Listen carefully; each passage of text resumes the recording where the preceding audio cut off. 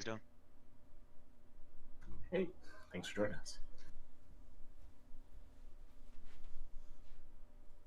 Orion said I should get on here real quick. You guys are starting. Yeah, is he coming? He's coming. I don't know. Right now we're trying to get home.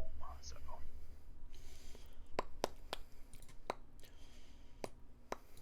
Oh. Matter of fact, let me pop on over there and give him a ring. All right, we're kind of live-ish right now, but I need to check some things.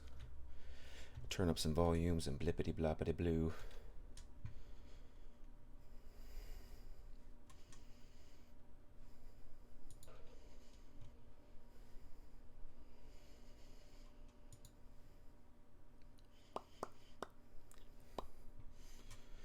Need to check some settings.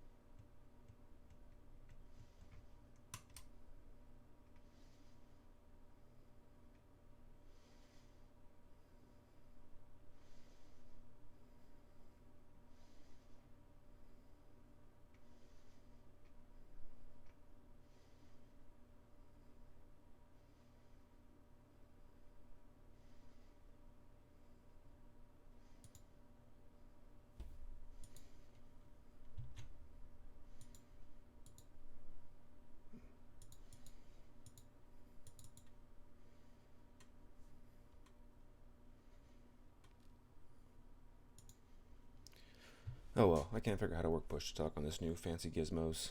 So, guess I'm just gonna have my push talk. Or who's here? Who we got?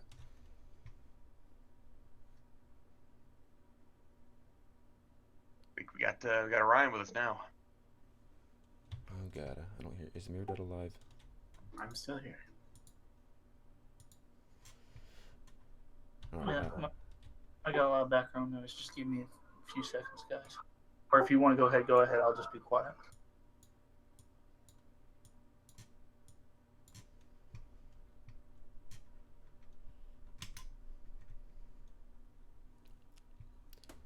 Okay, let's see. Whoa, there's two Meredudds. Why is there two Meredudds? Oh, is it because we're both Meredudds? Let me fix that. Uh-oh. I guess if I copy and paste the name, it'll change both of them.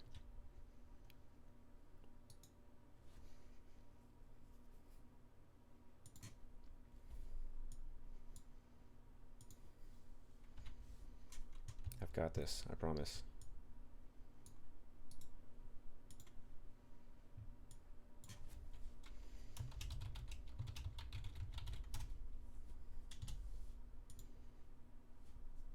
Success.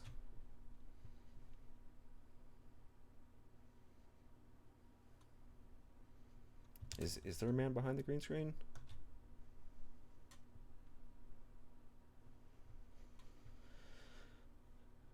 Okay. Meredudd, shall we do this? And we'll just do it, and I'll start putting up things behind the things. Have we shared notes? Oh, excellent question. I know Orion has the notes. Gosh darn it! I'm freaking retarded now. Anduin, kill me.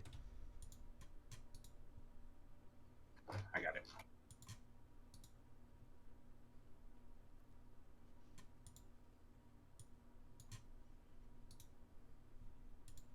Got it. Thank you.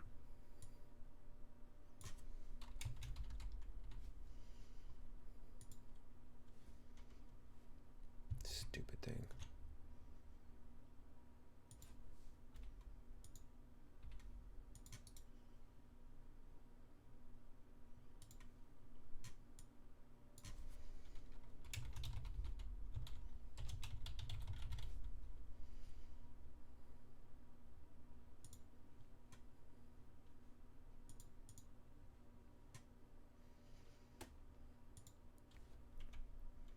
Alright, I'll fix it as we go along. Anyways, ready? Ready.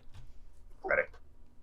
And hello, what's up, everybody? This is Kael Decadence, and you're listening / watching to the Mind Clash podcast, starring myself and a couple lovely guests, namely Meredudd and Orion. I've been demoted to guest after 1 week. Oh, jeez. I'm sorry. Extra special guest. Jeez. I meant to do that. I'm rusty. Give me a break. Anyways, yeah. So we got the Meredudd, the number one player here.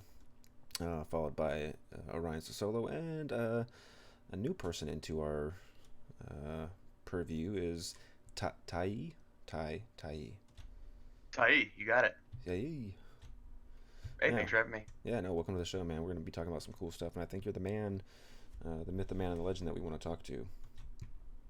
Sounds great. Do you have a passion for large salmon? I like salmon, especially when it's in sushi form. Anywho, so yeah, we're going to talk about a few things today. There's some, definitely some news that came about yesterday, which may or may not have been fake news. I don't know, could have been. We're also going to be talking about, let's see, the Hunt event, which there's only 24 hours pretty much left, because it'll end tomorrow at downtime, after downtime. It ends tonight. Hours. We're talking hours here, friends. So if you haven't hunted, you might want to get in the hunt. Also, some changes. Is this potential changes you have here, Meredudd? Or is that the March changes? Yeah, I just want to get into a little bit of how we're feeling after the patches. I don't feel good. Well, local part, yeah, maybe. Yep, and then we'll dive into the chat of the week, which is going to be talking about drugs. Can we say that? Yep, of course we can. I love drugs. You gotta be careful. Speaking of drugs, I'm actually, and saying I love drugs, I'm excited for April 20th, not because it's 420, but because Super Troopers Part Deuce comes out.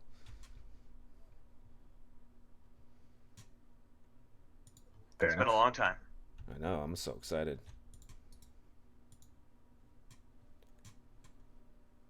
So anyways, let's start getting into that news, so that way I can stir Meredudd into talking about stuff while I'm updating video things.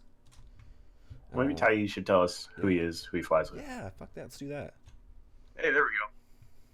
Well, I am Tyee0301. I am the CEO of Lethal Injection Incorporated. We're a member of Triumvirate, formerly of Ease and Wiz, the premier booster producing corporation in all of New Eden, which is still active despite the rumors. And basically the only reason, or the sole reason I fell in love with this game was because I saw a post on Eve Jobs on Reddit about making space drugs one day, and that was the end of it. That has been my experience for the better part of, oh man, it's 5 years now. Short for some, long for me.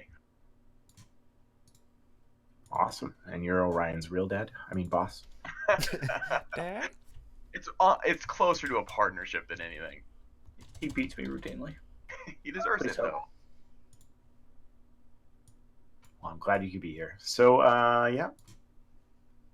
Ryan, you doing good? I'm here, brother. Trying to stay alive, tackling things. Get a good roam? Get any good kills?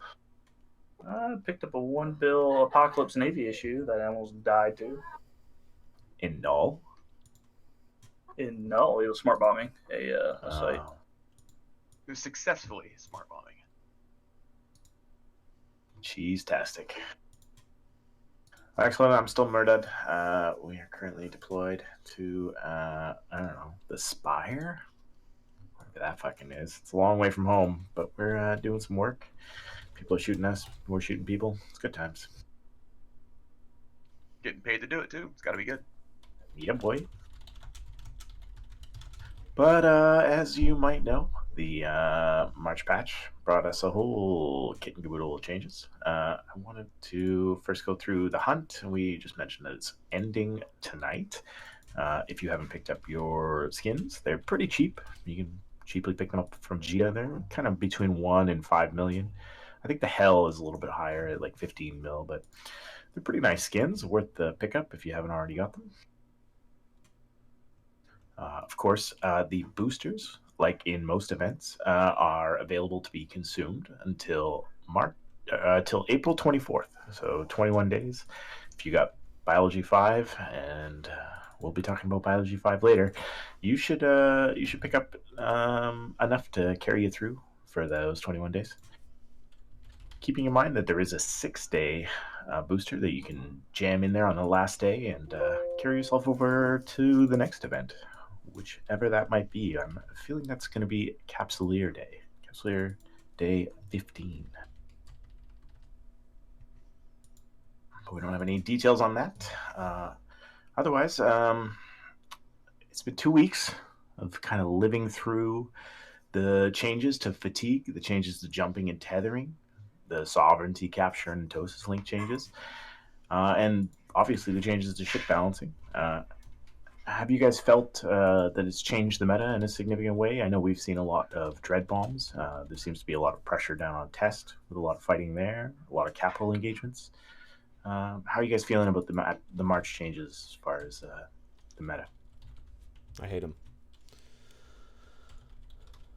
But why, Kael? Oh no, I don't hate them for any of the reasons that as far as meta goes. I just I'm still kind of bitter a little bit about losing my Thanatos the other week, 2 weeks ago, and I still haven't heard anything. I get it, it's fine. Everyone hates me. Get good. I mean, looking at it, it seems like capitals are a bit nice. It's just nice to move around. I know NC Dot had a fleet with Great Wildlands Coalition where they were able to move dreads down and back in the night and still be able to wake up the next morning and drop stuff.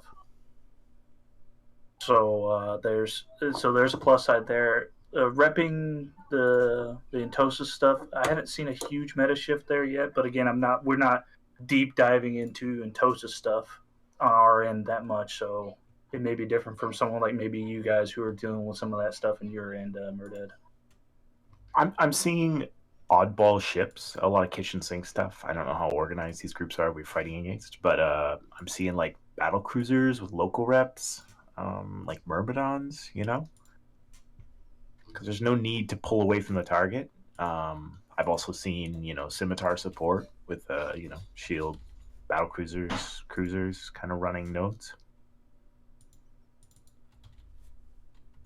Which is a change. Like, obviously, guys are still wanting to go to those easy trappings of Intosisov warfare pre-patch, right? Oh, can I just jump in a Falcon and go screw them up?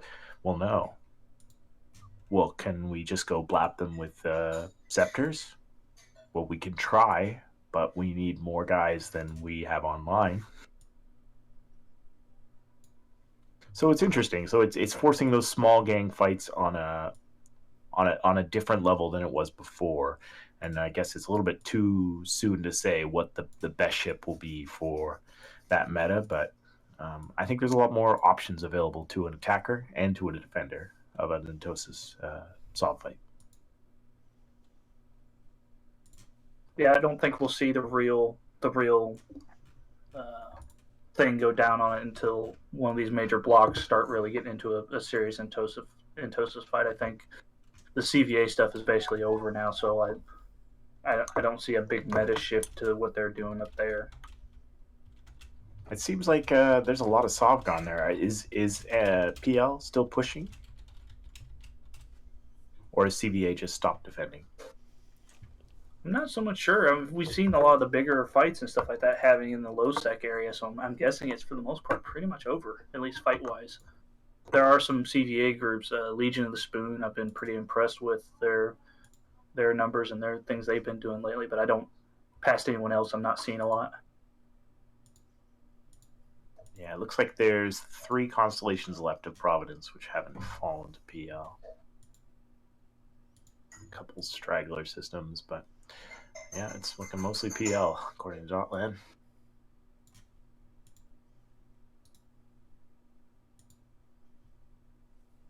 Any other feels from the, have you seen many ganks due to the tethering changes, or? I personally haven't yet. I'm sure there's a bit more looking at it. But again, it's not as easy as some folks think. So, I mean, the biggest thing we've seen so far was FRT getting bombed, losing most of their Tempest fleet to test. It's an annihilation. Yeah, they wiped the field basically of the FRT subcaps when they signed down their Fortizar. Since due to the changes for tethering, they immediately were able to bomb them. Was this under tie-dye? I do not know because we jumped in I think later after that, but we were mostly capitals. So not only were they stationary, easy targets, they probably had their hardeners off, and they weren't tethered. Yeah, basically. Well, rip. So yeah, good on test. That was a legit good run. I believe even FRT FCs and stuff like that were pretty just kind of like, well, okay, that will happen.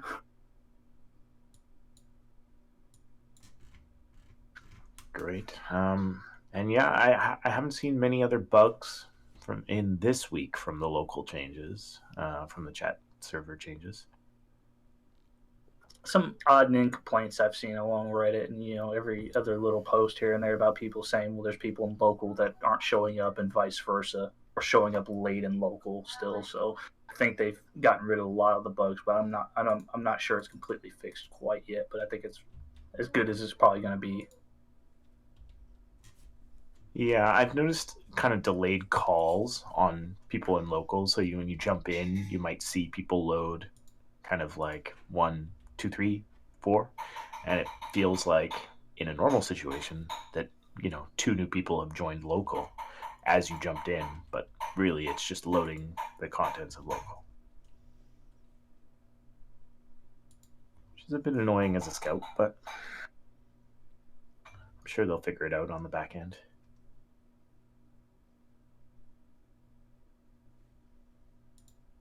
Any other thoughts on the March changes as far as how they've rolled out?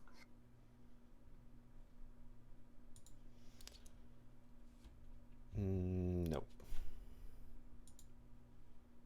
All right, cool beans.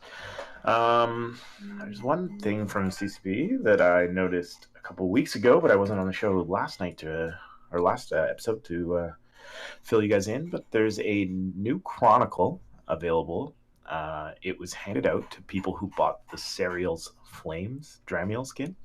That's the one with the flaming arms that everyone was oohing and awing over when it came out. Ooh, So, is it one of those long and lengthy ones, or is it nice and quirky and quick, or what? It is 9 pages, so it's not too bad to read. I read it in like a couple minutes, 15 minutes. Despite the chatter of my corp chat. Did you when you read it in your head, was it in Zendane voice? No, it was kind of in Falcon voice. I know that's who's writing it. Right. So this is a chronicle that follows a guy named Kael, and he's a former Angel Cartel member who's now working for a group called the Serial's Flames. And it's a story of him being interrogated by a guy named Nazrul. These names are really obscure. And the interrogator seems to be indicated to be a Mar, potentially, or potentially a Capsuleer. It's not exactly clear. Aren't they all? Yeah. So this guy is held in this interrogation chamber, and he tells his story about going to the Mithra's Gate, and this is the name of the chronicle. And Mithra's Gate is actually pretty cool. It's a comet that makes close passes of a star and then orbits out to a really long distance. In the chronicle, they say it's like 200 AU away from the star when they visit it. And the structure is the comet has been carved out, like a tunnel has been bored into it, and inside is a structure within inside the comet. So this is a moving base. They get some coordinates from a guy who knows a guy, and they get out to it by hard burning with their warp drive just set to a celestial coordinate. And they check out this gate, this structure, and inside it they find this weird cloning facility with which I've pulled a couple interesting quotes out of it. And this cloning facility, not only does it have 3 cloning bays that appear to be Jove's second empire, and the structure seems to be modified by Third Empire Jove, that the cloning bay has a quantum entangled 4 helium engine with outputs to all 3 of these cloning synthesizers. So QE4H is it's pretty important. I don't remember all the details of it, but it's what caused they amassed too much of it in one place, which caused the incident in that system in Galente space. This is now turning into a trivia round.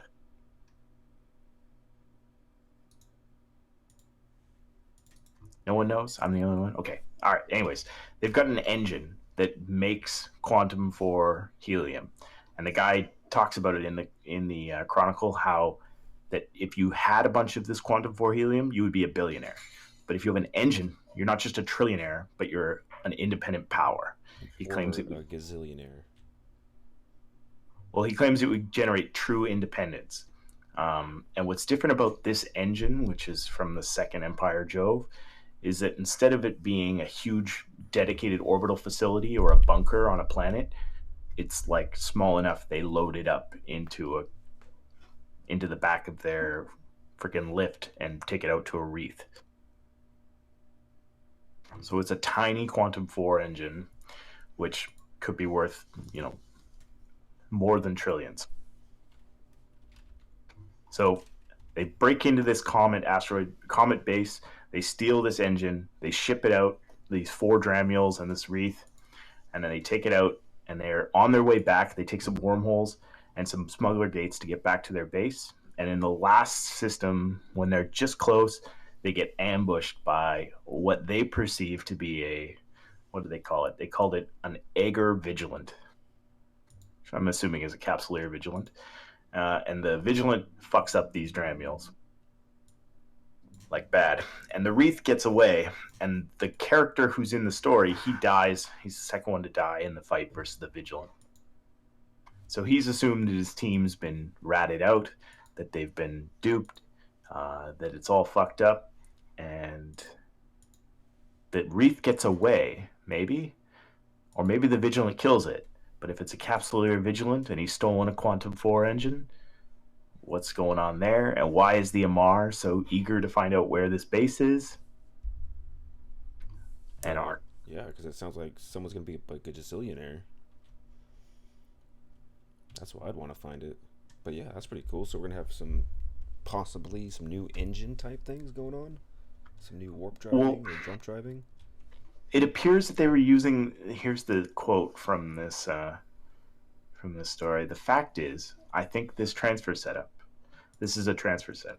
I think the whole place is basically a transfer station for moving people around using quantum entangled transfers, moving personalities around. And it was way beyond us.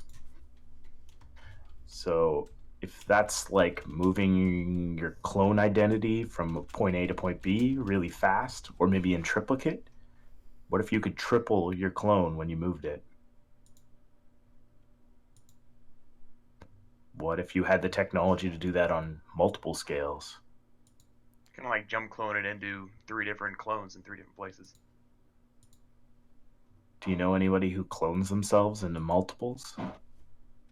Ooh, well, there's the broker. He does that. How about the drifters? Yes, and there's the other. Yeah. Kind of starting to smell like a storyline from... God, I'm spacing on names tonight. I need more beer. Probably. That Netflix show that I just watched through. Oh, Expanse? Altered Carbon. Oh, Altered Carbon. Oh my god, that was awesome. They're all about multiple personalities. Yeah, that's pretty great. I have not watched. I want to be the second guy. He sounds like he had a winning scenario. You gotta get on your Netflix machine and check it out, Orion. All you need is one day. That's all you need. Yeah, pretty solid. Anyways, it's a cool chronicle, not too long to read. Pretty interesting. There's some cool stuff about the backstory of the world, like these outer ring worlds, kind of like where the people live and kind of shitty situations they live in. So I'll link it in Twitch, and you should check it out. Speaking of awesome Netflix series, I don't know if you can see the background on there. Let me just mute this chat real quick. If you look back there, Eve, the original series, coming this autumn to Netflix. That should be pretty good. I'm excited. Anybody else excited for that? Yeah, it's the best April 1st announcement I've read all. I know. Hashtag stoked. I would watch that. Oh, and heartbeat for sure. That was my trapping question of Eve Vegas last year. So where's the TV show? And they didn't have a good answer. It's a trap. I mean, Well- we can all agree like this would be like the premier time to try to pull something off like that, though. Yo, Netflix is, I mean, if you want to pitch a show idea, apparently Netflix will buy literally anything at this time.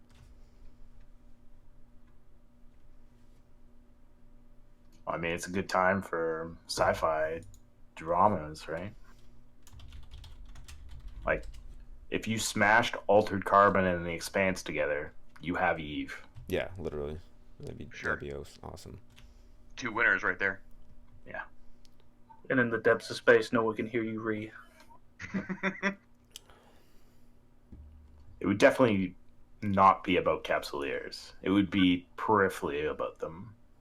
Yeah, as I say, I mean, it'd be awesome to have something about capsules, but once just our names itself would just throw things out of whack.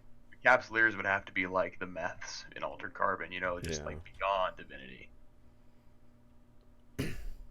Yeah, definitely have to be a show about the concept and not so much all the players, because you couldn't have Macaca Titty Sprinkles 69 showing up as a character. You know what I'm saying?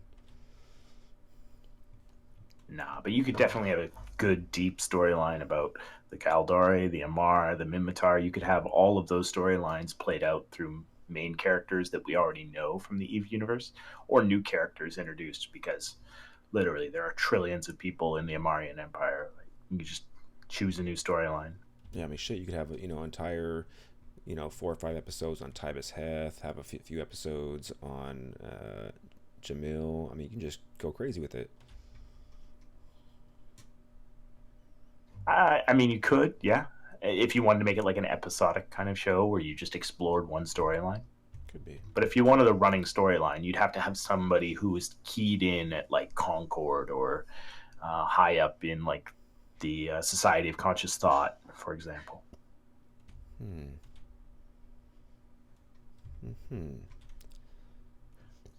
This is true. The one last thing I didn't mention about this chronicle that was interesting was that it was the first chronicle in just over a year. Has it really been that long?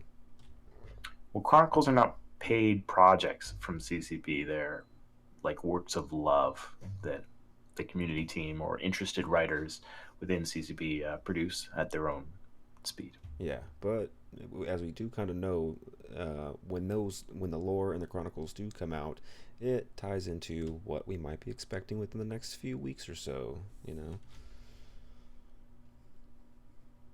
Yeah, for sure. But I don't know where they're going with that story. Yeah. So speaking of April Fools, because no, there's definitely not going to be an Eve original series show, but there was a few Eve Online jokes and yokes that came out yesterday. One of which was, yes, that TV show, which was announced to be a Reddit. So number 1, Reddit. Number 2, April Fools. We know that's not going to happen. Number 2 piece of news was the Eve Online Eric companion, like a little bot that follows you around, which not only was a pretty funny idea, which could have definitely happen in Eve given the way that things have been going, but they even put stuff out on Sissy. So as Morgan linked, I will relink that. They actually put some changes in there. There was proximity alerts, companion cube, VIP module, all kinds of stuff. The bail choker. So it went on Sissy. I want a companion cube. And then I will also link the article from whence it came.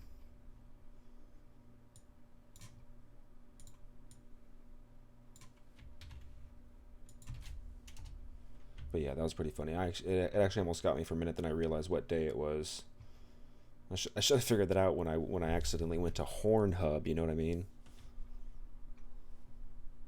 Oh, jeez. And finally, the coup de grace was that Eve News 24 and Eve News 24 and Eve Onion were going to merge to form NC News Network. The NNN is to be the premier Eve Online news source. That'd be great. Were they sponsored by Hot Pocket? Probably. God, who doesn't love a Hot Pocket, you know? NNN. I am elite. But yeah, that's that for the April 1st news. But then there were some podcasts come out. Meredudd, I still have not listened to the Wesper Space Diplomacy, and I know one of those came out. Have you had a chance to listen to this? I haven't listened to part 3, but part 1 and 2 were very, very well done. So I imagine it's also going to be very well done. What are we looking at here with this Wesper Space? Because I haven't listened to a single one yet. So they're like cut together clips from Vegas talks, from FanFest talks. The first one is on Vilerat, and the second one is on the fall of the Imperium in the north. So there's a lot of like cuts from like Scion speaking, and some from Atani, and a couple from other people talking about how diplomacy and spying and the intel gathering networks goes on within the game, with these like cut and compared quotes from these different sources. It's very professionally and well done. They must put a lot of effort and a lot of time into sourcing out all these audio clips in order to make a coherent and interesting story. There's very little commentary by the actual host. Most of it is through audio clips. They're fairly short. They're like 20 minutes. And you can check them out on Crossing Zebras. They're linking the Wespers podcast through there, and it's also on the Crossing Zebras RSS. Same place you might get our show. Oh, Meredudd, I'm starting to make you invisible. Oh, sweet. Oh, that's weird. Don't do that. I'm almost there. Yeah, so that's cool. I might have to give it a listen to. And then, this Imaginary Worlds.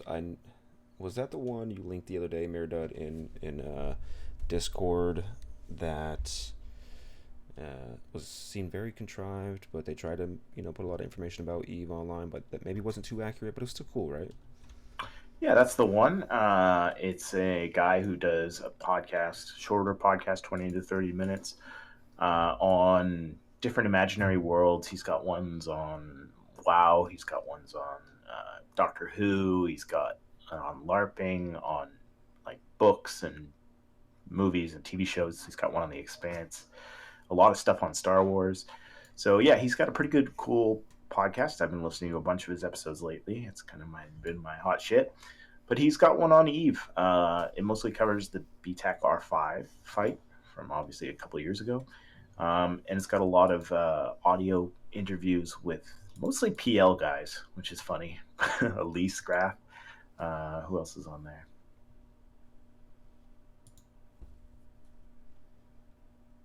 Billy might be. I don't know. It's a couple of guys. It's not terrible. It's interesting to hear like an outsider's perspective of the kind of insider baseball, which was BTAC R5. So I think Manny's on there. He's trying to claim he didn't screw up the button pushing. Maybe he did. Anyways, it's pretty cool. Cool. Another one we'll definitely have to check out. All right, let's see. So I think that about wraps it up as far as news podcast goes. Before we get into the main topic, I do want to remind everybody that we are indeed sponsored by the War Deck Project. The War Deck Project is an open source Discord group that has its hopes on collectively proposing better systems and mechanics that they can propose to the CSM and CCP to try and get a little bit more involved and more gooder war decking thing. That's proper, right? More gooder. You're so eloquent with words, Kael. I know. Yeah, this is great. I'm good at this. Is that Much American more. English? I think so. I think that is technically what applies as far as American English goes. That's the kind of thing I want on my NCOER. At least this is definitely a bullet that I'm putting on there for this time.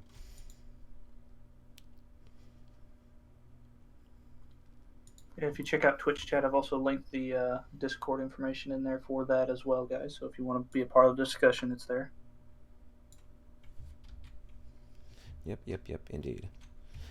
So last week I was kind of having some ideas about where I wanted to go with the next few episodes, and one idea that kind of popped up into my mind was drugs. It's something that most certainly any one of us who plays EVE Online has utilized in some way, shape, or form.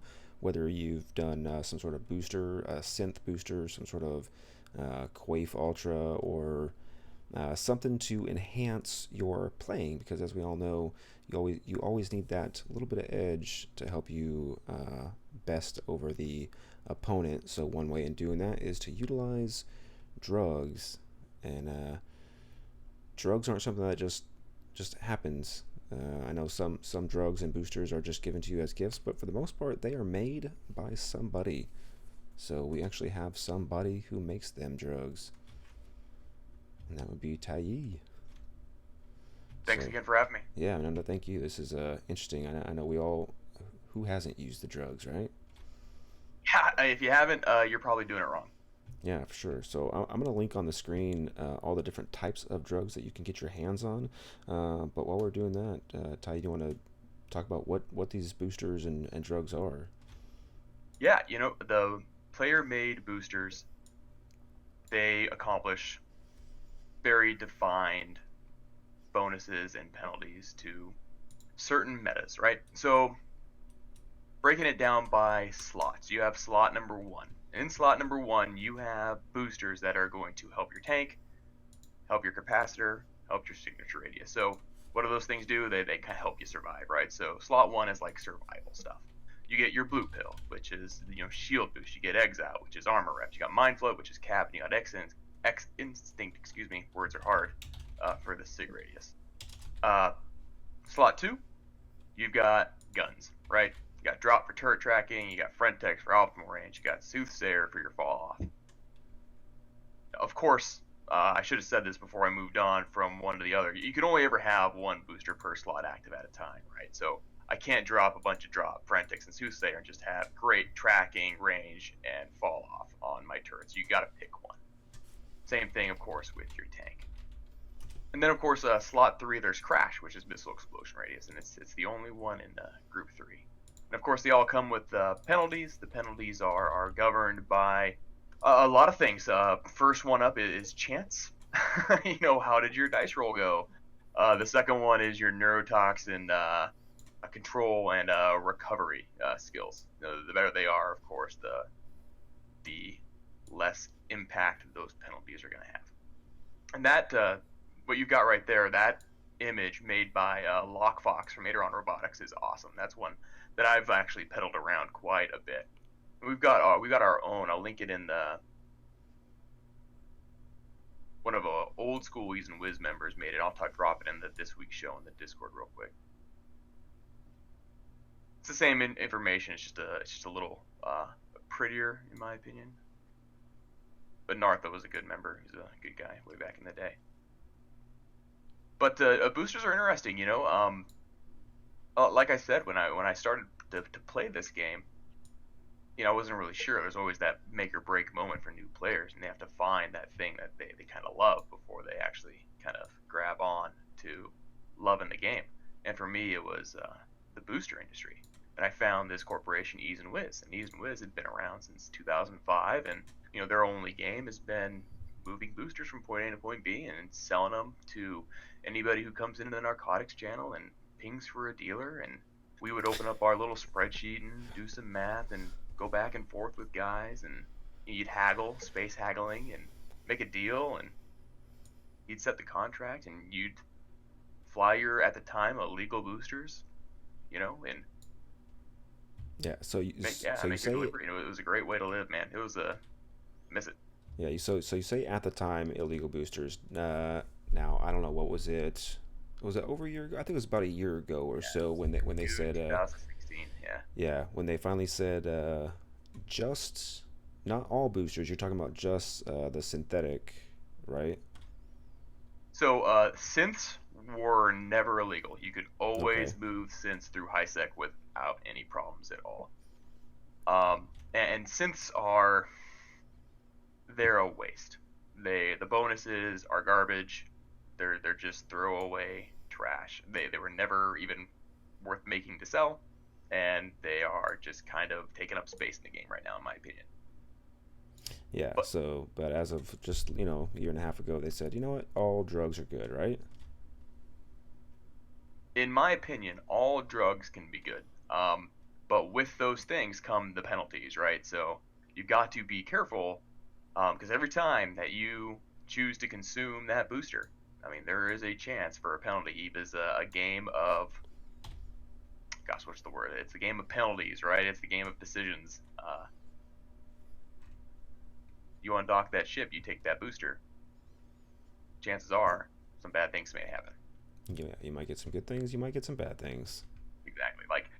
Like the one of my favorite, a really great example is the blue pill, right? So the blue pill gives you a bonus to your shield boosting, but at the same time you may incur a shield capacity, right? So you have less shields, but you're boosting better.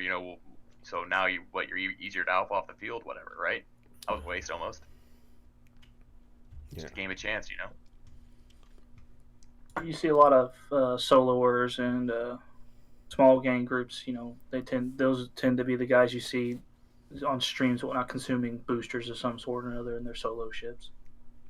I mean, I think typically any time that I'd gone out in a fleet, it's almost mandatory sometimes that you have something in your cargo hold that the FC will say, all right, everyone take your drop, or everyone take your mind flood. Yeah, no, I'm starting to. So like my PvP experience is very limited, right? I only started during like Hmm. World War B, and that was a couple years ago. But as I learn more and as I experience more as a player, the more and more I begin to learn kind of where my product has a place on the battlefield, right? And for so long, for me, my personal experience was, well, this is just something that we made, and this is just something that we moved and sold. It was just foreign, you know what I mean? But now it is commonly in my cargo hold, and I think that's becoming more and more common as guys try to find that just that little bonus that's going to make their fleet that much more potent. And they're so much easier to move now, and they're inexpensive compared to some of the doctrines that are flying around these days. That it would be a bad decision to not have them because they're so low cost and so low impact, and they are easy to move, and they just can give you such a great bonus against your enemy. And What's the price point for the different levels? so there is, we've calculated what it costs basically, based off of an internal gas buyback program, right? So the way we operate is we have our members gather the cytocerosine gas, and we buy it at a fixed price. So we know what it costs us to make our boosters, right? And that cost is consistent. So I can say with confidence that a standard exile is going to cost X amount of money, or an improved is going to cost this amount, and a strong is going to cost this much. But basically, what you see on the market is a pretty good reflection of what it costs to produce and move and still make a profit on these boosters for the effort, right? So you'll see, just an example, you see a standard exile. Standard exile will float between 2.5 and about 3.2 or so million per, right? Then improved exile, depending on who's playing with the market at the time, it can fluctuate between 7 to 14, and then a strong will float around 25 or so. So you think, I mean, you're flying a solo battleship that's got triple armor reps on it, your battleship is worth 25 million ISK to give it that nice boost, especially if you're running 3 of them dang reps. You want to give a good show to the people that are watching your stream or whatnot. You got to take that pill. So if we can take it a few steps back, so you mentioned that you're making these drugs by purchasing what's collected from the gas cloud. So you got gas cloud harvesters on your little mining ship or whatever it is. You're out in I guess wormhole space has it, nullsec space has these gas clouds, and you're harvesting up your gas huffing is what they call it, right? Yeah. So there are 8 different types of boosters, right? And there are 8 different types of regions, constellations even, in space that have. My guys are pinging me. Don't talk about the trade secrets in Discord. It's not a secret. I mean, it's just how you make this. No. I'm good. No. Yeah. So so you have the 8 different locations that the cytocerosine gas is going to be found, right? And that site is a pretty consistent presence in these areas, and you can rely on it to be up and probably being consumed by one of the locals on a regular basis. But they don't exist in wormhole space. That's a common misconception. So there is gas, of course, that exists in wormhole spaces. That's all for T3 stuff, right? The gas that exists in null security space, that is for boosters. Okay. And occasionally in low-sec also. There are much smaller sites in certain areas of low-sec space. Much less volume of gas, though. All right, yeah. So I'm looking at that link that Orion just posted. There's different, so you're going to different colors: amber, gold, viridian, which some sort of purple maybe, celadon, which knows some sort of blue, lime, malachite, azure, and vermilion. So you're looking at these different ones, and you can get them different regions. But yeah, like you said, there's nothing in nullsec space, or wormhole space. But I know there are clouds in wormhole. So what are those guys? The clouds in wormhole space are for like T3 reactions and stuff like that. So you got your guys that are making Tengus and stuff like that. Okay, right on. So that's step one. So you're getting these gases, and you're taking them to, from what I understood before, to a POS. POS has a gas silo, or has a silo, and then it has some sort of gas drug lab, right? Yeah, it was. I think it was actually called the drug lab. Yeah, is that the memory's starting to fade because it was so long ago. So is that still the case, or are we using Citadels now for this? Yeah, it's all done in those new refineries, the Taras and the Athenors. So see, here no more POS work. Yeah, here I was thinking you have to set up a stick and start going at it from there. But great, cool. Yeah, they updated that, and it's a mixed bag. It made it a lot easier in my opinion. It made it a lot easier because you don't have to work with the POS interface anymore. But at the same time, if you want to find a guy who's making boosters, it just became much harder because in the past you could pop into a system, find a POS, do a quick D-scan. Oh, drug lab, sweet, this guy's making boosters. Now you got to find an Athenor, and it's like, okay, well, there's 30 Athenors in the system, and now I have to scan them all. So it's just a huge pain. Yeah, neat. So I mean, is it pretty much as simple as you're gathering the ingredients? You have to have a blueprint, or like I'm stupid to this. It's all good. So long story short, all industry in EVE is kind of boils down to the same things, right? You got your blueprint, you got your material, you input the material into the blueprint, and now pops your product. But so boosters, of course, you've got the gas sites, and there are different types of gas sites for each flavor, and each flavor has different types of sites in between each other. So like a Viridian site is not going to be the same as a Celadon site. One is going to have towers in it, another is going to spawn rats. And one is going to have waves of rats. So after you've harvested X amount of gas, another wave is going to come in, and okay, you're in a prospect, you'll get off the cloud pretty easily, but now you've got to clear these rats again. It's just a huge pain. So having that kind of institutional knowledge is nice because you know what you're getting into before you even work the site. You're ready to take care of business. There's also a second site. It's called the digital complexes, and they're not all complexes. The terminology changes again from region to region, but they're all digital something, right? And you run these digital sites, and they at the end you'll hack a can, and you'll get that's where drug skill books come from, right? You'll get your neurotoxin control and recovery, You also get your BPCs.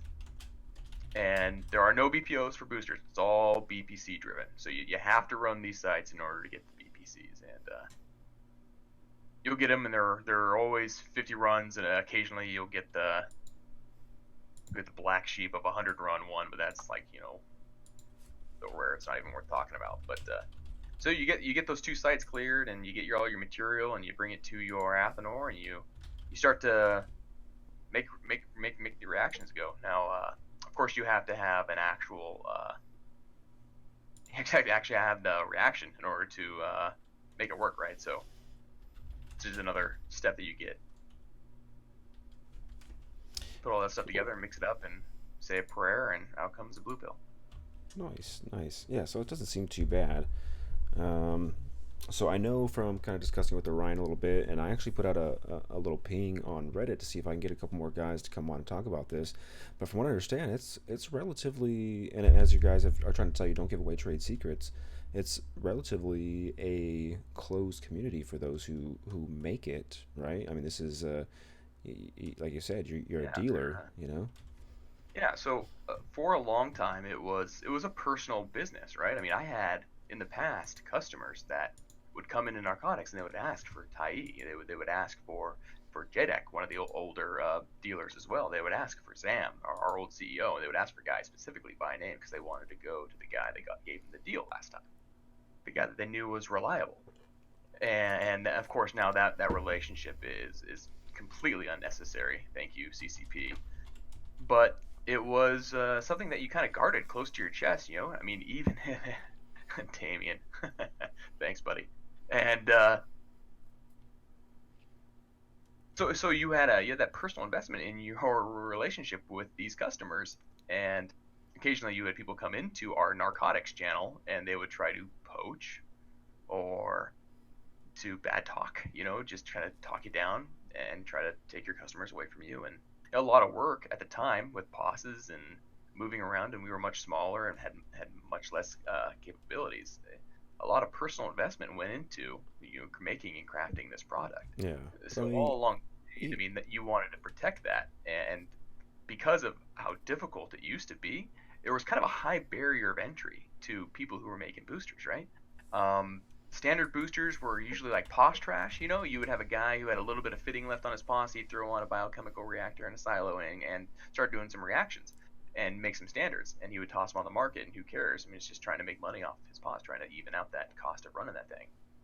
But you had a few guys that were really into it. Some of the old guard for the boosters, I'd like to say, and of course, Wiz is one of them. Wiz, excuse me, is one of them, and the other is Corelli Corp, who's in Mercenary Coalition. They're one of the guys who've been making boosters forever as well. And for the most part, we did not have a business relationship. There was no communication between the two of us. There was just coldness, There wasn't any type of cooperation or anything like that for a long time, or ever, even today.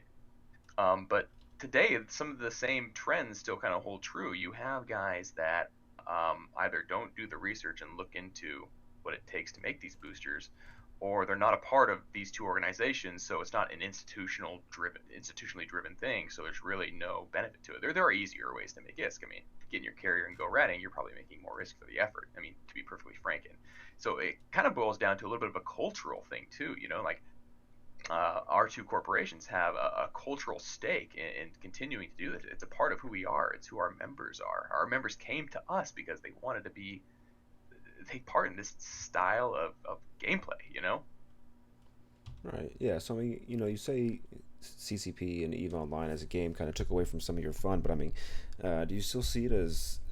I mean, you obviously probably get better prices as if you're my weed man, I'm gonna get better prices from you than the store, right? I mean. Yeah, there was a huge jump. There was a massive increase in customers, especially from the markets. I mean, while you had the narcotics channel is now very quiet, Jita is exploding, Yeah. and of course, I mean, you see that in Washington State, you see that in Colorado, I think Oregon now, a lot of other states where the marijuana industry is just taking off. It's impressive, really. And same thing kind of happened to us, for a while there, we were a mom and pop, and then the changes came, and we were a little apprehensive at first, but then those wallet ticks came in, and we started to realize what was going on. And we're like, okay, now we're in business. Now we got something to do.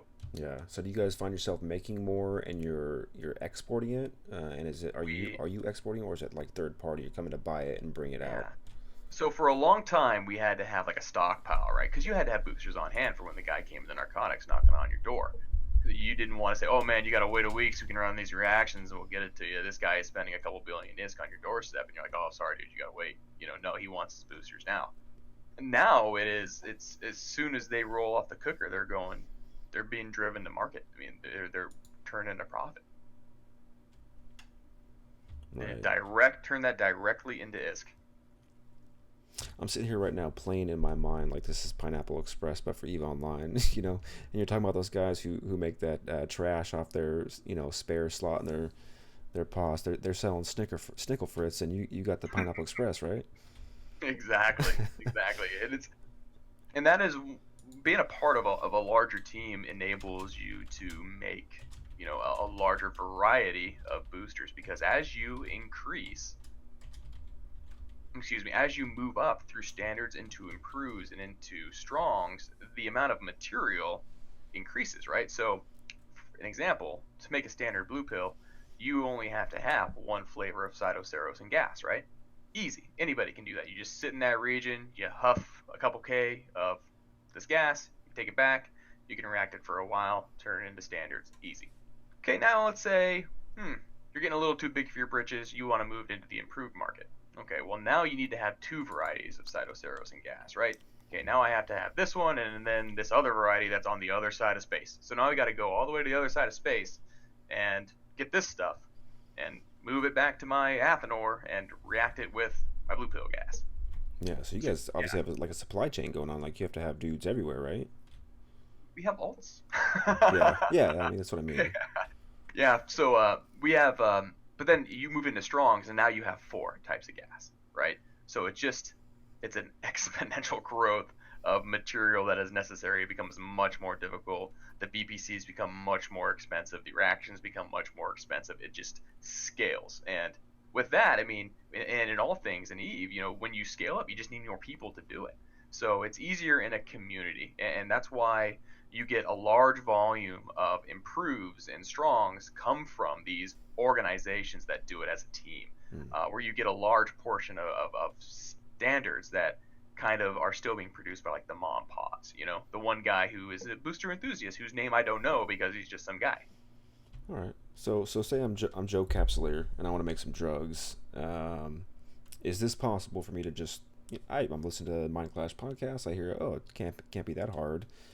Is it that hard if I want to start doing this on my own? In all things EVE, it takes an investment of some sort, right? You've got to skill into the skills that are required. You have to do the research to find out where the sites are. You have to actually do the legwork to go get them, unless you want to buy the material from market, and the material from market is expensive, and your profit is going to shrink because of it. So then you've got to run the gas side. You've got to run the digital side, which it's no slouch. It's not the hardest thing in the world, but I mean, you can't do it right out of the gate as a new character, or probably even as an alpha. Well, maybe as an alpha, but we'll see.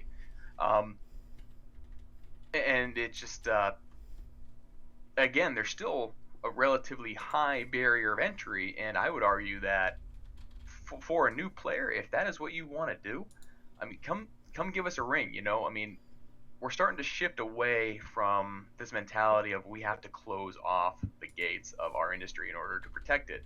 I mean, we're starting to get to the point where the market is so free that cooperation and working together with guys is starting to become the best option. It's like free trade is starting to take over. You can't just be this secretive cartel at war with another cartel for the biggest baseball bat in the arena. You've got to work together and turn a profit.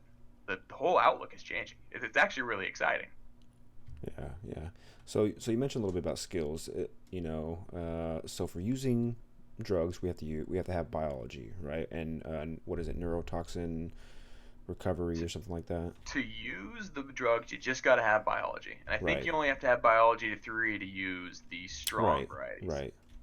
So you got biology, and then you've got I think it's neurotoxin control and neurotoxin recovery. Am I correct on that one as far as the Yep. effects and recovery?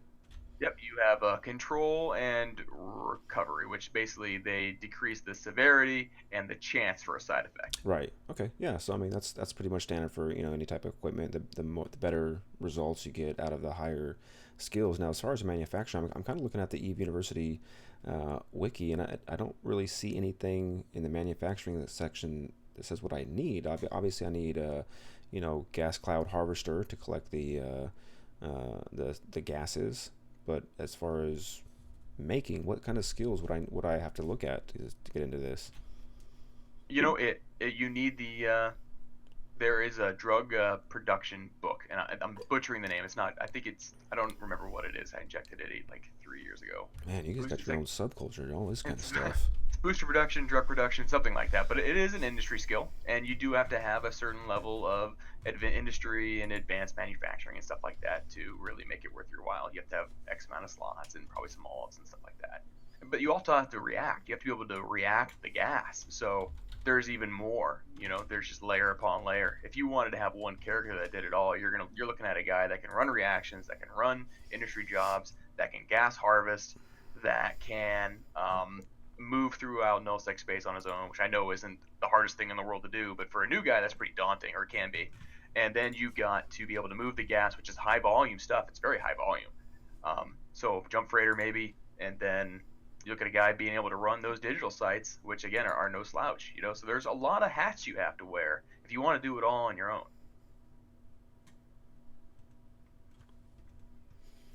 Yeah, that seems like a lot of stuff. All right. Wow, I think you covered pretty much everything I was interested in knowing. Meredudd, what kind of questions you got? There's also some hardwirings available, right, to improve your skills if you're an experienced user. Oh, are there drug hardwirings? Yeah, there are, yeah. Wow. Yeah, so you got one that will increase the duration. Excuse me, you have two varieties, right? You have the low class and you have the higher class one, right? So one of them will increase the duration, and another one will reduce the severity of the potential side effects. The other one will reduce the chance for a side effect, just like neurotoxin control and recovery would do. All right, I don't think I've ever potted a guy with those in. So I'm actually just finally looking into this. It's drug manufacturing is a skill book, and that is needed to manufacture boosters. 30 to 50 million ISK per skill book. Alphas, guess what? Sorry, you can't do this. Surprise, surprise. There are no prereqs to that. So if you just start playing the game, you're saying I want to start making drugs, and you're an Omega, just load that bad boy up, and you can start training that skill point. And just in case you're wondering, you're looking at memory and intelligence for your attributes. Yeah, I'm sorry, buddy. There's a significant amount of misinformation that exists out there, right? Old information, because boosters have been around for a very long time. They're a relatively unchanged commodity in Eve. You haven't really changed the way until very recently, the way you make them or acquire the materials. So when you do choose that this is kind of the route you want to take, I mean, come hang out with us for a little bit, man. I mean, I'm not asking for your undying attention or your membership forever in my corp or whatever. I mean, there's a guy in chat right now who was a good friend of mine who is doing it on his own right now, and I'm not gunning for him. I never have, I never will. And we need that variety of producers. If you want to learn, man, come to us. We're gonna show you how to do the things. I mean, yeah, we'll probably benefit from your labor a little bit as you have gas for us, as you're on the sites for us, but you're gonna learn stuff, man. And this is a game. Go have fun. Yeah, I think I might have to find my way down that region because that's something I've been interested in. I've always liked to dabble in different things, and I've tried a little moon mining before when it was off the POS, and I figured I'd just moon mine while I have open slots, like you said, and yeah, maybe that's something I could do. I do need a new hobby in Eve, I think. Tyee does the drug stuff. I bust the kneecaps. Yeah, perfect. Yeah, let's do What's that. not well? No, but again, it's. I've done a little huffing just to test it out and stuff like that. Yeah. The Califax drew my old corp into the old alliance that Ez and Wiz was in, and we were intrigued by the whole drug process and stuff like that. Tyee laid it out to us along with Damien and some of the other guys, Aki. some guys in the corp, and they laid out all this information for us. We were just kind of blown away by all the stuff that was involved with it. Yeah, I mean it's not too bad. It's just like regular mining. You scan down that site, you warp to it, and you lock onto the target and start using your gas miner. Well, the cloud does damage to you. The cloud, right? Yes. Right, you have to tank the cloud. There's been many a scepter that pops himself, not realizing how much damage that little cloud can do to you. Yeah, if you're not tanked for it, it's a significant amount of damage. I think it's like 1,500 of whatever type it is. A rough guess. It's not exact numbers, but it's floating around that. You get enough guys in that cloud, and it explodes enough, and you're not worried about sabers anymore. Yeah. Yeah, that's pretty dope, man. Yeah, like I said, that's something I'm interested in. I'm gonna start dabbling in different things here and there, just to see what I like to do in Eve, because I've forgotten how to love Eve. Maybe you can teach me the way.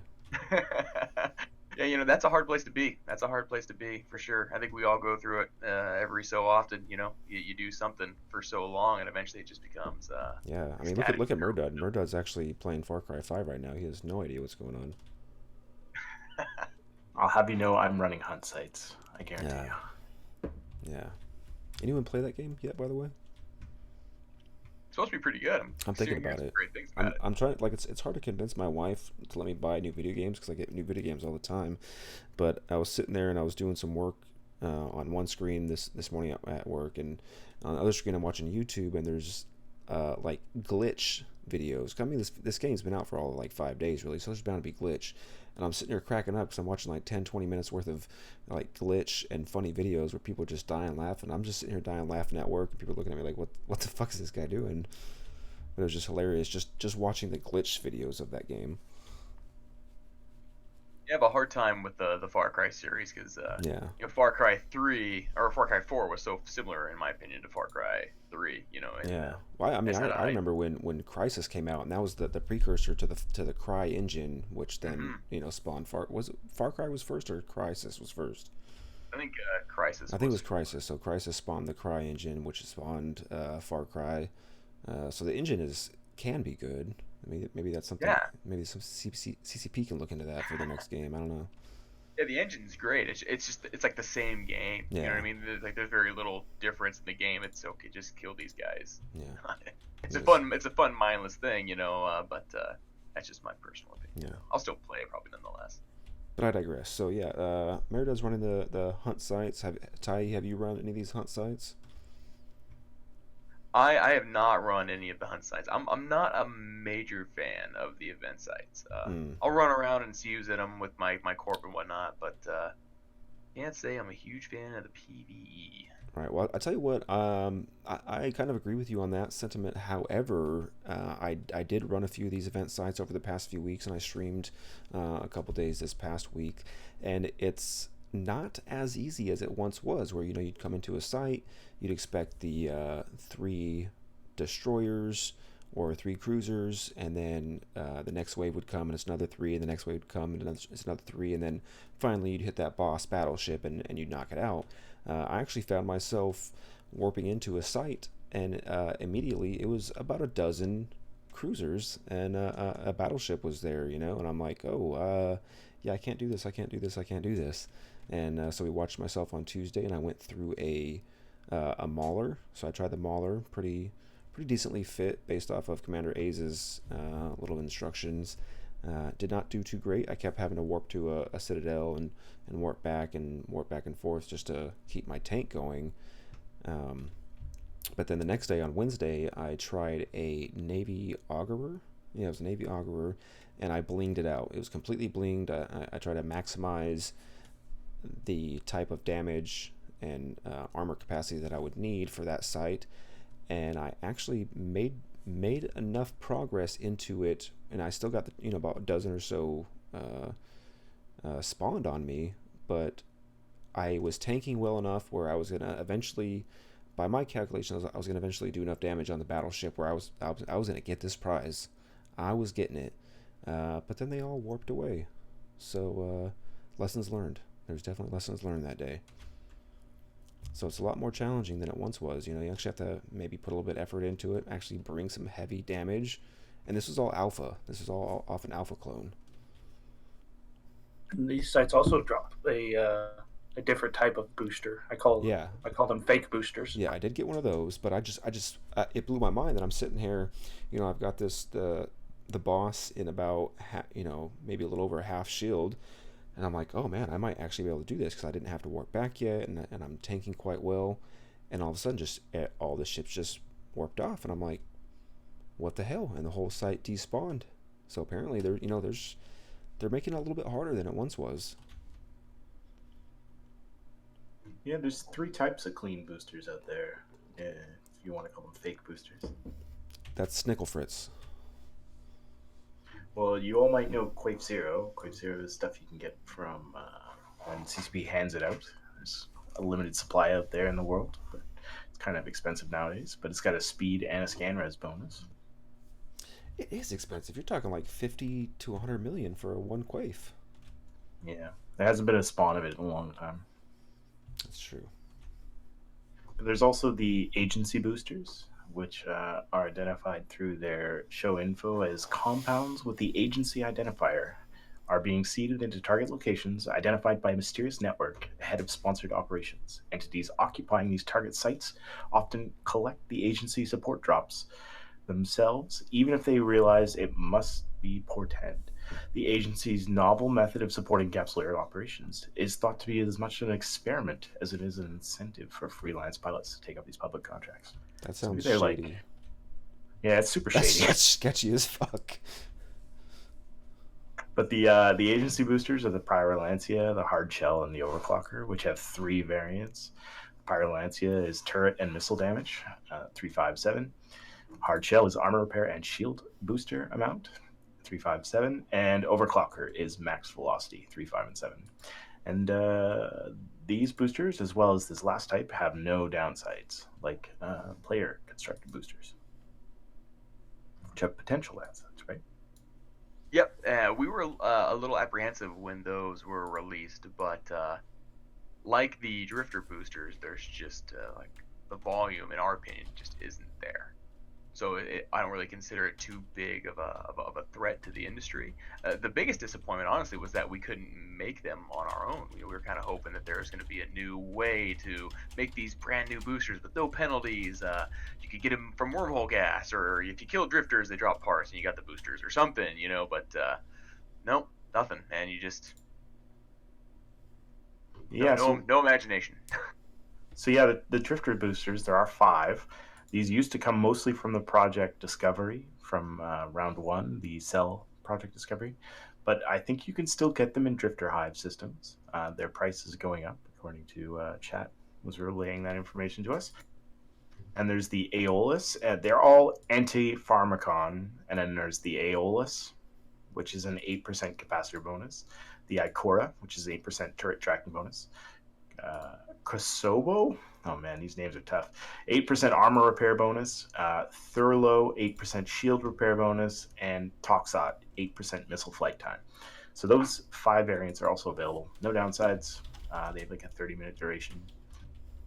These are great fleet drugs. Like you notice, like a lot of fleets will everyone make sure you bring your prior class or your Aeolus or the Ioclar for the tracking or whatever, for especially like Feroxes when they were big. They're still a very used doctrine, and those are basically staples in a lot of fleets now.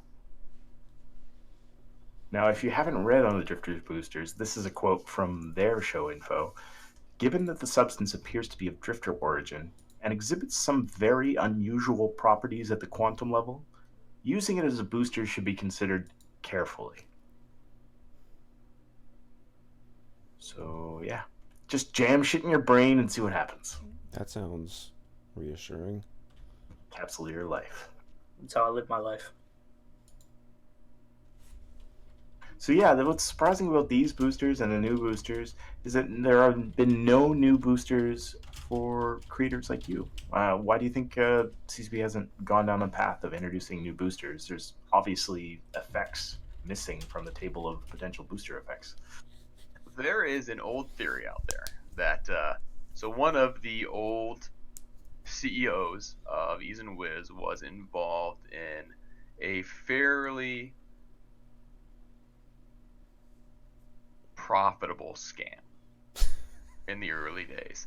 Where I don't know if you guys remember, forgive me, I don't know your personal Eve stories, but way back in the day, there was a way you can manipulate POS reactions so that the reactions would run and produce material without having to add the input material, right? So if you set it up a certain way, you could just run these reactions into infinity and they would just be spitting out without having to put anything actually into the slot to cook, right? And our leaders took advantage of this. This is like 10 years ago now, and got caught, of course, and got themselves banned all to hell, right? So there's kind of like the inside joke is that CCP has had it out for Ease and Wiz for years now. But honestly, I think it boils down to just it's never been really on their radar. It's not something that they have focused on for a really long time. They changed it a couple times in the very early days. Like boosters used to be something that you got from like NPC sites, and you can go see that on the market instead of looking for when you go to your market search. Instead of looking up standard blue pill, just look up blue pill, and you can see kind of that item that is now basically just defunct. Well, you used to be able to take those and turn them in and make something like LP out of it from pirate factions and stuff like that. Again, this is all before my time, but they changed it into the player-made boosters that we have now. And then there was pretty much radio silence for about 12 to 13 years until they changed it here with finally legalizing them in high security space and then introducing the new method of reacting.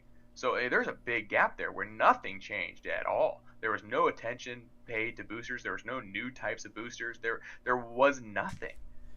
So it's just simple. It's never been on their radar. It's never been a priority for them. And in reality, I don't think it needs to be a priority for them because CCP's got bigger issues that they've got to figure out for the balance of this game. And boosters are in a good place, I think. They are set up in a way where they are kind of a unique item. They have a place in doctrines or in solo play. They are difficult to make, and they are interesting. Yeah, for sure. I think they fall into a similar category as like the specialized hardwirings, which if you're using them correctly, you can gain a huge advantage over just an average person running a clean clone or a clean pod. Yeah, But the application is everything, of course. You look at some of the old videos of like Mr. Hyde or whatever. You won't be able to find one where he's not consuming a strong exile or whatever. And that's just a really simple example. He's a pretty well known guy. But if you delve further into some of the old school PvPers, the real now dead and gone solo guys, they're all taking boosters. yeah, I've made it trapping that I always have Pyrolancia in my mainline DPS now. I feel dumb without it. But yeah, nothing like an armor Brutix with the drop in there and some rails. Yeah, Track everything for days. You get the right combination of things, you become mean, real mean. Because yeah, you can underestimate a ship until it's got an extra 30% boost amount. Like, oh geez. Mm-hmm.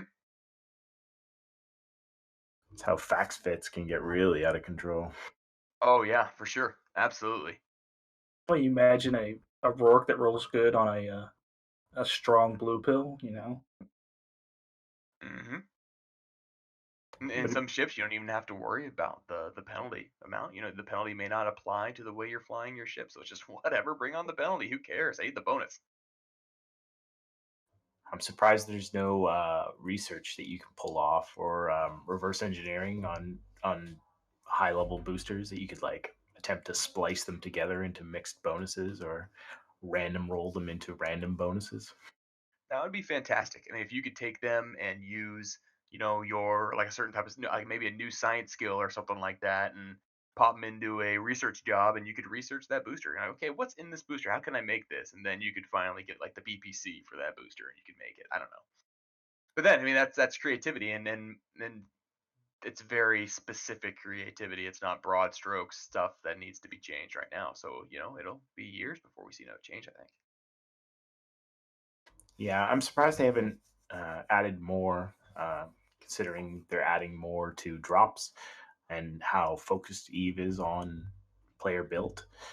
Especially, we haven't even touched player built hardwirings or implants or anything like that, right? Yeah, it's Zanzi down there saying. And now that I've said it on a podcast, it's gonna be, oh, we're gonna pay all kinds of attention to it now. Whatever.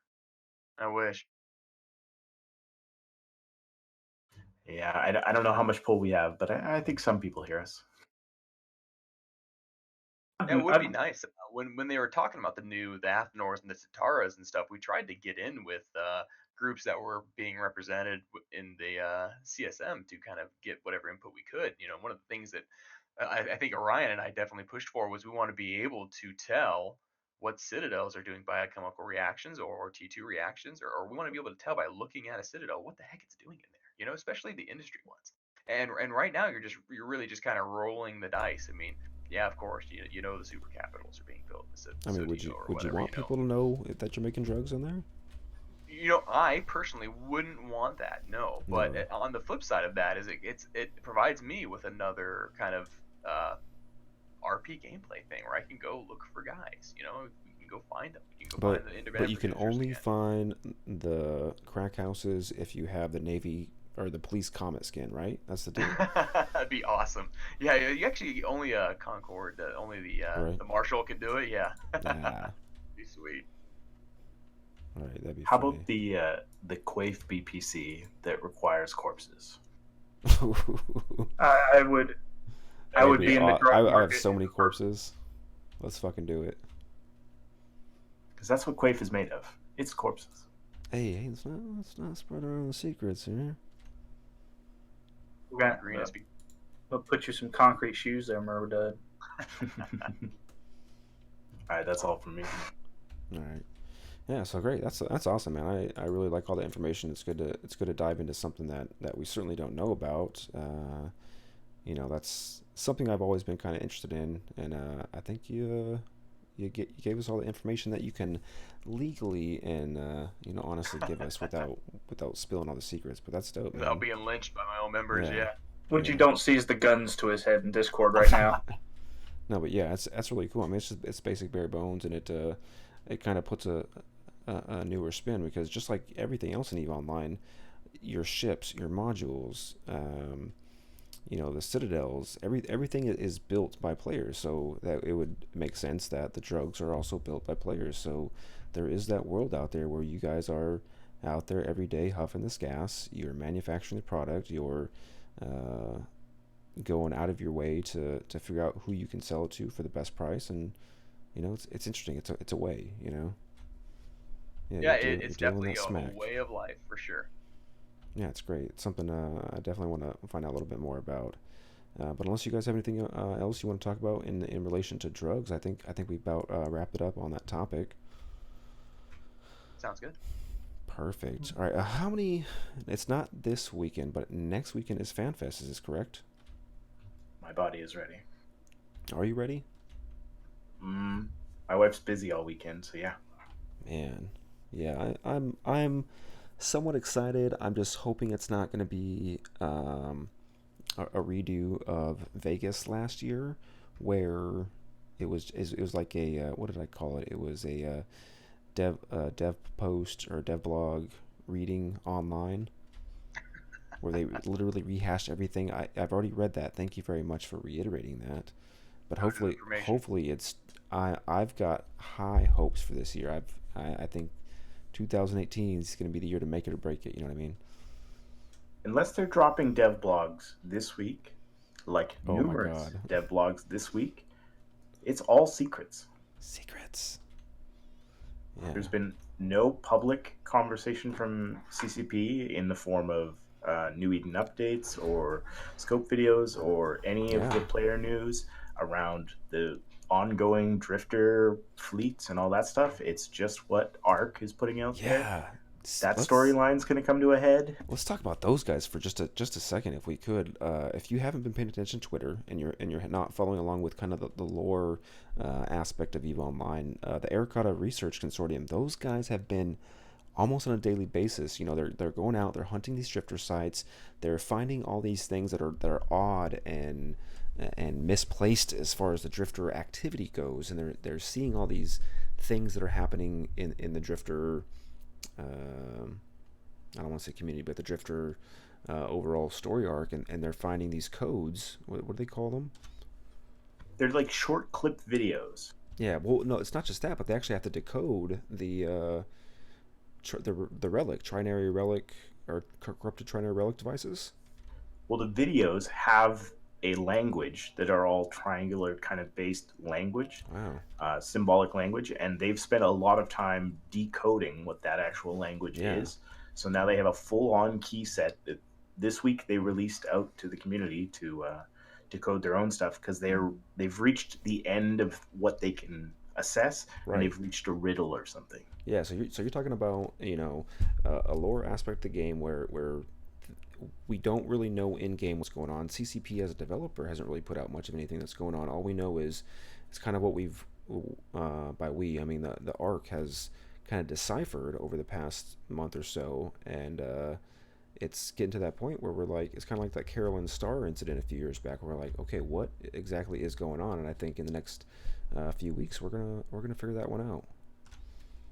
Well, all the little videos that they're finding, they're accruing them into a larger picture of a large video of what's going on, and those appear in I think there's three large pictures, large videos. Those show the drifters being attacked by the Travangian collective ships, the ships that were leaked through CC Hobo Leaks a couple weeks ago. These are the ones that look like they have a star trapped in their front hull section. And from the videos, you can see that they're using those as a beam weapon to attack the drifters. And the drifter fleets that we've been encountering out in space recently have been heavily damaged, like 90% damaged and very weak, and they're able to be taken out, and they're packing up into groups of 50 to try to defend themselves. So if the Travangians are fucking up drifters, Yeah. they're gonna fuck up Capsuleers really bad. Yeah, and besides the mention from the new Chronicle, in the world of New Eden, we don't really know what's going on. So this is all player generated, or not player generated, but player. I don't even want to say guided either, but player deciphered stuff that CCP as a developer is leaking out there, and we're just having to figure out. So it's going to be interesting to see, the next few weeks what that means to us as the the rest of the player base that this group that I just linked, Arataka Research Consortium, has been figuring out. So it'll be neat to see what happens with that. Yeah, and this is stuff they've kind of tossed at us, and these groups have been digging at. There's still stuff that even whether they're leading us on or not is but yet to be seen. But they say there's still stuff in the game that we haven't even come across yet that they want us to. Absolutely, because Drifters were introduced years ago. They kind of put that on the back burner. Then there was the Carolyn Starr, and then you're talking about all kinds of little bits and pieces that have not been finished yet. That there's still plenty of room for development. Yeah, I have a feeling we're going to get huge stepping stones down that path at FanFest. Yeah, I agree. So speaking of FanFest, so you're looking at 11th of April at 7 p.m. local in Reykjavik, Iceland, not island. It is an island, but not per se. They have the that's all in Icelandic, so I don't know.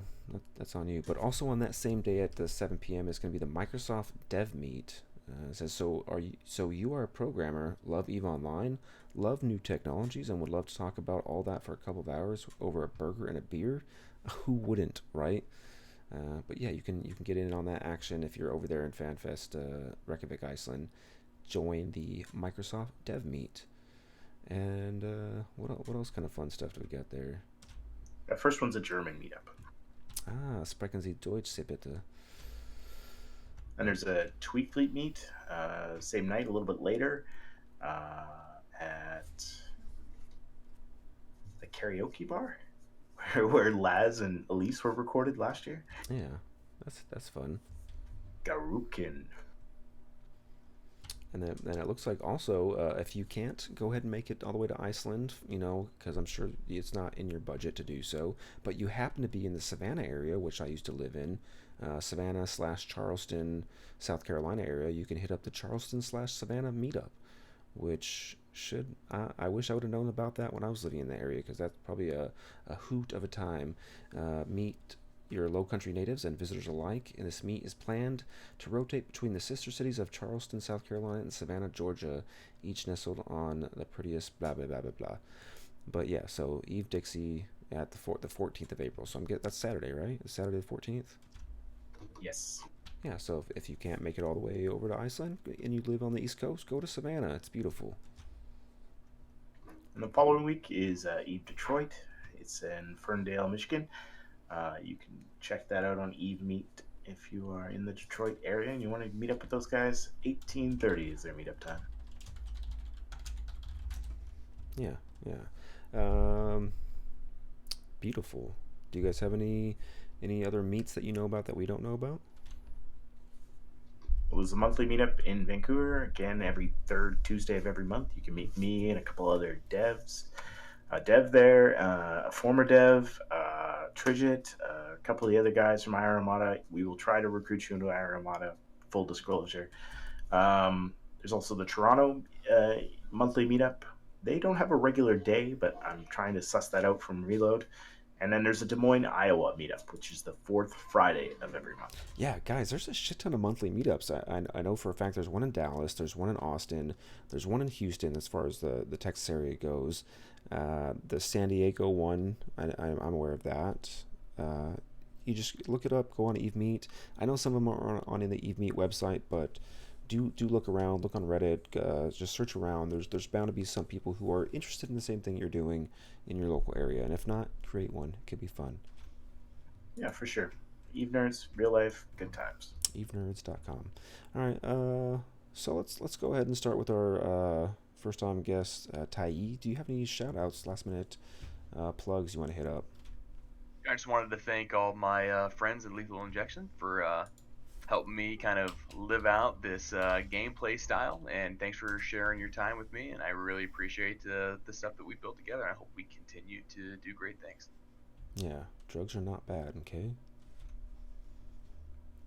Orion, what you got going on, man? Yeah, not much. Thank you all for having me on again, and let's keep this ball rolling. Yeah, let's roll those balls. Meredudd, shout outs. Shout out this week to our paying clients. May your fleets not be full of spies. Oh, you're not talking about Mindclash paying clients. You're talking about Iron Armada paying clients. Yeah. Okay. Cool. Fucking spies. All right. Yeah. As far as me, if you haven't paid attention to the Mindclash live stream, I have been streaming a little bit more.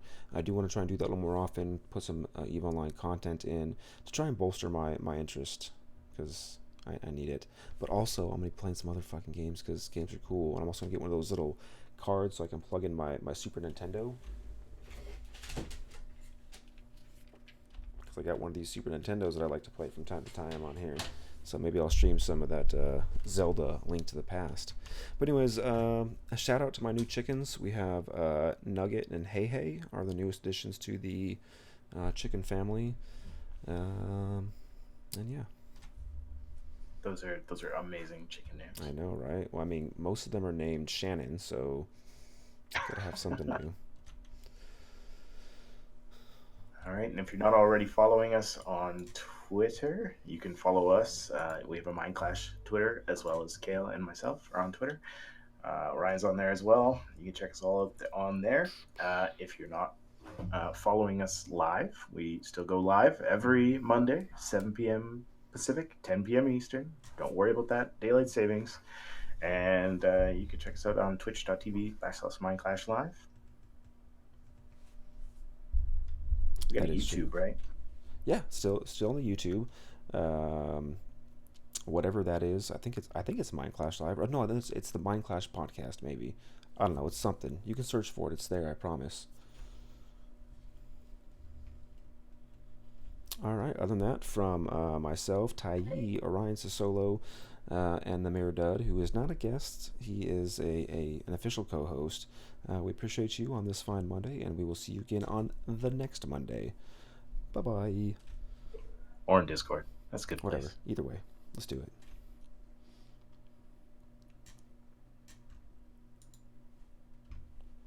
I gotta figure out how to roll these credits.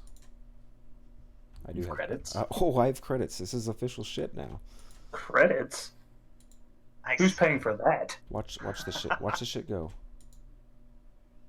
Look at that. Look at that stream. Not seeing anything. I see see black. blackness. It's happening. Oh, is it? Oh, I was like, is it a Star Wars crawl? Oh, there it is. It'd be more impressive if people actually like followed or liked, the show during the thing, and it would actually pop up more impressive. But that's the credits there, I see. Cool. I like how I'm still not a moderator. Just move by.